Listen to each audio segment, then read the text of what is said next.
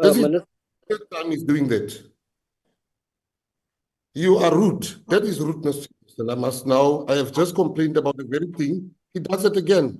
I will never stand for this rudeness, Chairperson. This rudeness of this honorable member. When I speak, he's just coming here like he's speaking.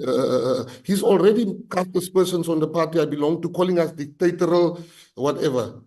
Does he know anything about the Patriotic Alliance to say that is casting aspersions on the party? And I, as the leader, must sit here and listen to a man whose party has the majority colored people, but doesn't have one colored minister, doesn't have one colored deputy minister.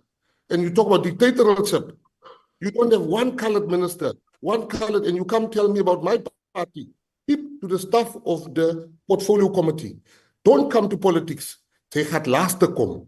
Don't come to us and come with what they've written down for you to come and ask me. Come with facts, come with X, and come with the proof of what you're saying. But don't come and fish here for some information that's not there. You are speculating and you are casting aspersions on good people like Liesl Penniken and Eugene Botha. Tell us what they've done wrong.